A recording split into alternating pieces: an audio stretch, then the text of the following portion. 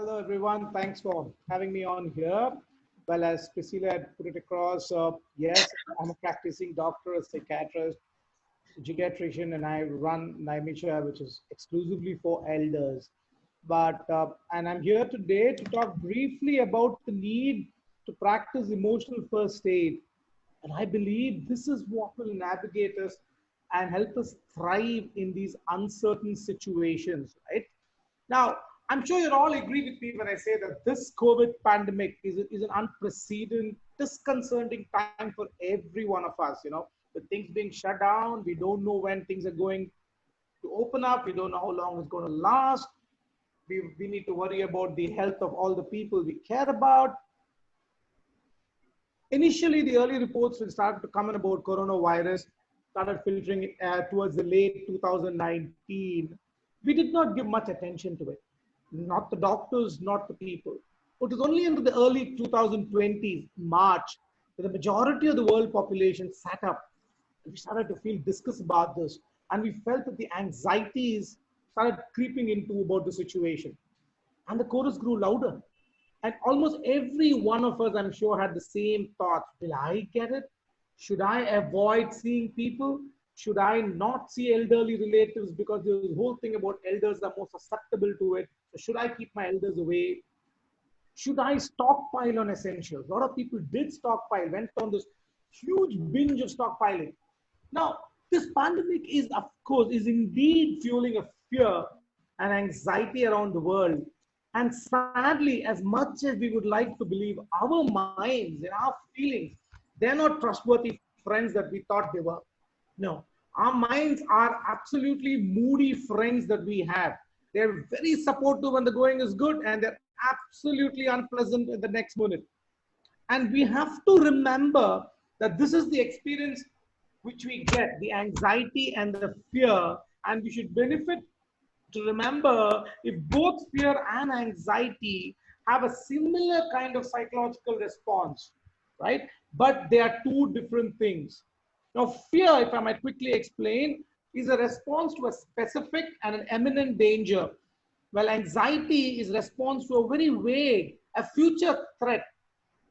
And it is here that our emotional response to coronavirus, as I put, they all fall under the anxiety bracket.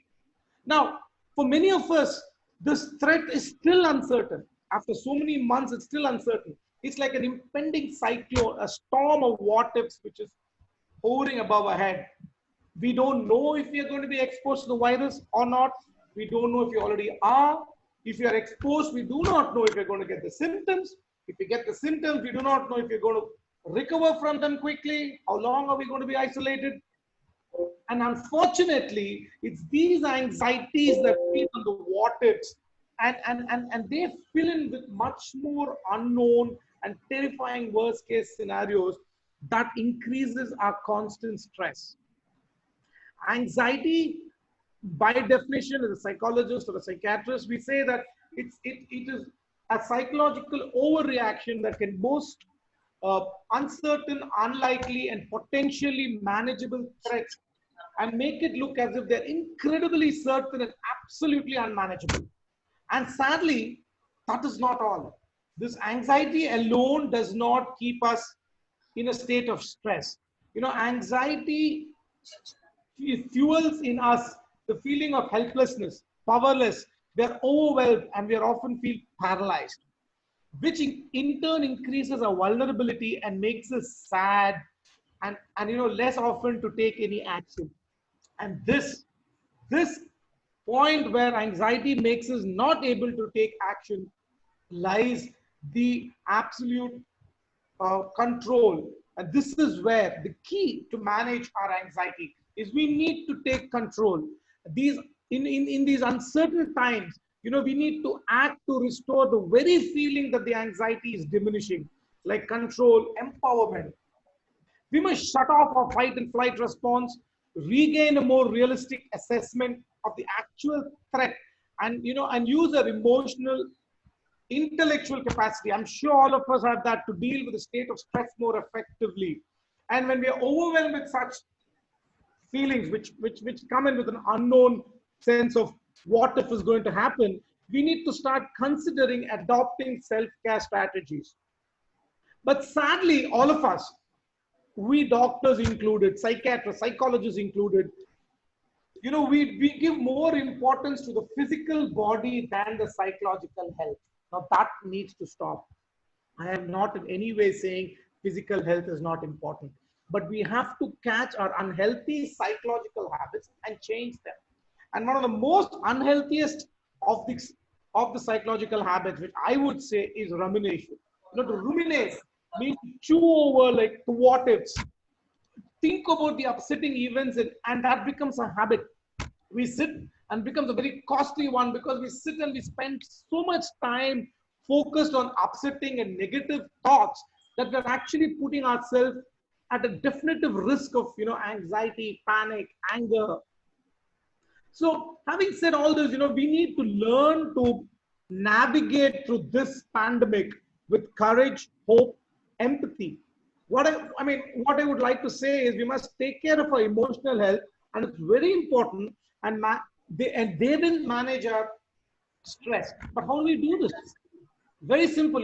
I would say I couldn't call it simple, but I would say it's a simple, practical skills which help us cope. I would probably talk about 5 such examples. One, we need to focus on what we do know as opposed to what you don't know. For example, we'll notice that our anxiety is leading to a very what if scenario, which is straight out of our unimaginable hell. And we need to stop it. We need to resist taking the bait. We need to focus instead on facts. Like, we don't know if we will get the virus, but what we do know is people who got virus, almost 90% of them are recovering. People are not suffering, death rate is not so high. We do not know when we will see a beloved person who's somewhere in another country, in UK, in US, Timbuktu even, but we do know that we can get in touch with them with technology. We can FaceTime them, we can video chat them, we can stay connected. 2, we need to think about what's in your control as opposed to what isn't. Very often we feel overwhelmed by what's going on. I would advise we need to take a break, a second, a 2. So whatever we're doing, and this will shift the mind from thinking about what's not in our control. Like, we walk into a supermarket. Now we see someone whose mask is not good enough, it's got holes, it's flipped on the nose, who's not wearing gloves. So there's nothing we can do about it. We can sit and worry about him, or we can walk away, ensure our mask is in place, leave the premises as quickly as possible, go back home, sanitize ourselves if you think we've been exposed, and look at it. So this is what we cannot think about. Do not worry about what we cannot manage. We need to focus on what you can do as opposed to what you can't. Whenever we feel powerless, we need to focus on actions that you can take instead of actions that we cannot. For example, many of us must be parents, or we might just be elders who are thinking about how is this whole market financial issue going to affect us, our businesses, or we might have elders at home. But right now, we can sit and stress on them and get more and more anxious, or we can sit down and work together. It could be a housework, or it could be a plan. It could involve children. We would be surprised at what they would come up with as solutions for something we have pondered over for such a long time. And by doing so, we are removing the power of helplessness, and we are feeling connected with people. And the 4th point, as I was saying, is, we need to help ourselves by helping others. When we feel paralyzed by difficult feelings, one way to get unstuck is to help people who are in need. Altruism, by doing significantly, it improves our own well-being. Like, we can check on a neighbor who lives alone. We text a friend who works in a business that has been hit very hard. We can call an elderly family member and just to say hello. Practicing kindness and helping others are great ways to reinforce our own feelings of agency and control.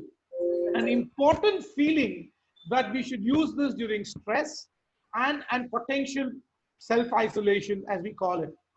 5th point I would like to bring across is to reduce or restrict our news consumption. Every one of us, everyone, including me, I'm guilty of switching on the news, reading the papers, looking at stressing, looking at what is happening with the COVID, what is happening around our country.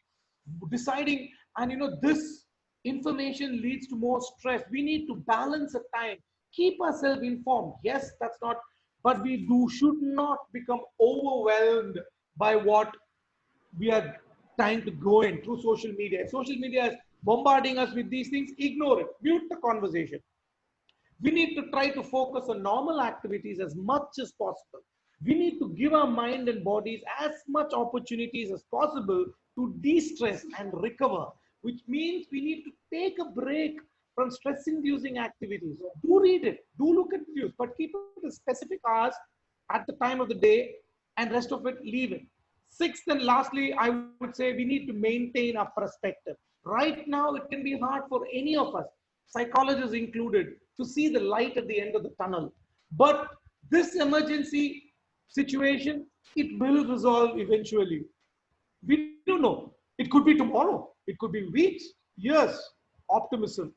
So, but as humans, we are highly adaptable creatures, and life definitely will come back to normal. I mean, the normal might be an entirely new normal, but it will be normal. It is not something that we are now facing and we are seeing confusing. And before I end my brief, I would like to say one very important thing which I noticed happening very much among a lot of people is people seem to be confusing social distancing with social isolation. We need to remember that social distancing is not social isolation, because isolation, social isolation, can become a greater problem. It can lead to loneliness, and loneliness, which in turn contributes to a higher risk of a variety of physical and mental conditions. Being a large, one of the biggest part of being humans is that we are social, and social means to care for others. And caring for others is not spreading the disease. In times like this, the solution, we need to be more very linguistically specific. What is absolutely and clearly needed is physical distancing and not social distancing. Social engagement is desperately needed in pandemic, in during situations like this. And as humans, we are blessed with the ability to be creative. So let's be creative.